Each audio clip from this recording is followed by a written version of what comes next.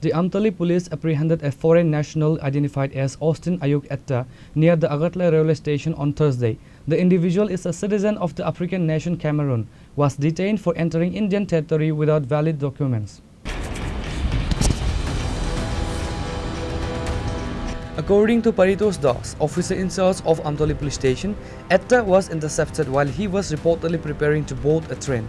Preliminary investigation suggests that the youth entered India illegally by crossing the international border from Bangladesh.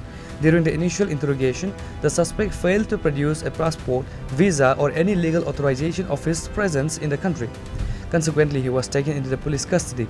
The police have registered a formal case against the Cameroon national under multiple sections of the law, including BNS and Immigration and Foreigners Act.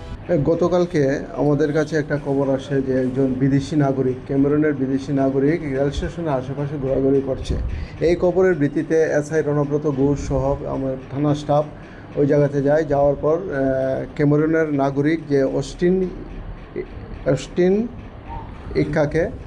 ইক্কাকে আটক করে এবং জিজ্ঞাসাবাদে জানতে পারি যে তার বাড়ি Cameroon এলাকাতে, ক্যামেরুন দেশে, কান্ট্রিতে, কিন্তু সে কোনো বৈধ কোনো কাগজপত্র ছাড়াই ইন্ডিয়াতে প্রবেশ করেছে। এবং আজকে তার বিরুদ্ধে গতকালকে তার বিরুদ্ধে আমরা একটা স্পেসিফিক মামলা নিয়েছি, যার নম্বর হলো 26/2024 আন্ডার সেকশন 60 ক্লজ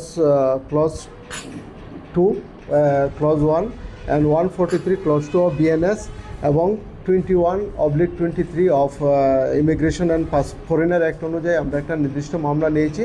আজকে তাকে আমরা 5 দিনের পুলিশ রিমান্ড চেয়ে আদালতে প্রেরণ করব। কী কারণে, কেন ত্রিপুরাতে আসছে? এখনও আমাদের ইন্টারোগেশন চলছে। এখনও পর্যন্ত আমরা এটা কিছু বলিনি কী ব্যাপারে সে ত্রিপুরাতে এসেছে।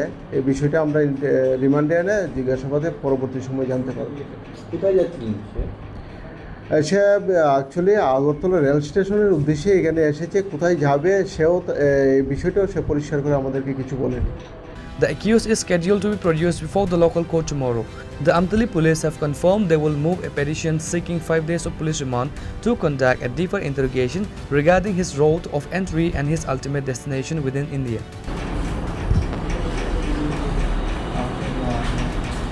Reported by Pranav from Agartala, Chini, Khorang.